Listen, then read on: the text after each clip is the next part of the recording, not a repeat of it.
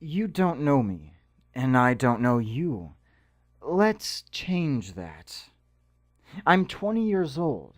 I work in a bar, and recently I've been letting out my anger. It accumulates in my stomach and then comes out in dribs and drabs. Most days, my housemate will do something that completely annoys me, or I'll have a problem with my internet connection, and I let it out by shouting, hitting, or destroying something. I never used to be like this. Angry, that is. I used to be sad. You see, all of my life, I've been my mother's caregiver. She had borderline personality disorder, or BPD.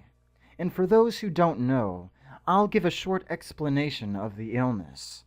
It characterized by emotional instability, difficulty maintaining long-term relationships, unexplainable anger and anxiety, fear of abandonment, and suicidal behavior. My mother also had a strange black and white way of thinking. This meant that her opinion of, let's say, a close family member could switch around in an instant. One moment, she would hold my father in the highest regard. The next, she would become disappointed and angry with him and berate him for his shortcomings. For years, her doctors thought she had bipolar disorder and prescribed her the wrong medication, which only worsened the symptoms of her BPD. Nobody in the house was safe from her demanding personality. One evening, after she'd been drinking, my mother argued with my father and hit his face several times. He instructed me to call the police, and I did.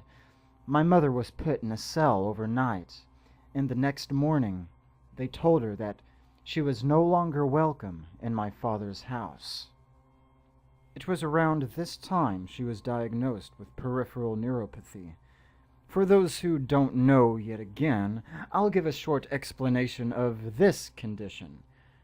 It's a disease of the peripheral nervous system which limits sensation in the extremities, including the hands and feet, and causes chronic pain. It's also degenerative and would cause my mother increasing pain for as long as she lived. She was moved into a disabled housing project, and I went to live with her. We were on a pittance from the government, and our diet suffered as a result. However, my mother was still able to afford her alcohol, her pills, her marijuana, thanks to a lump sum of money from my father. I was alone with my mother in her illness. Neither of us slept more than 4 hours a night, and we ate precious little. The medications my mother took for her illness made her sick, and before long, she stopped being able to keep her food down. All the time I lived with her, her BPD symptoms got worse and worse each day. She descended into a manic episode, and I suffered the same bullying as my father had. Her personality became so much it encompassed every part of my life. She became everything, and I was nothing. I was sad. I was so sad. But then I got angry. I got really angry. I was angry at what she'd become, what I'd become. Everything had been soured because of that fucking illness. I reasoned with myself that my mother would be happier dead than spending the rest of her life alone, in excruciating pain.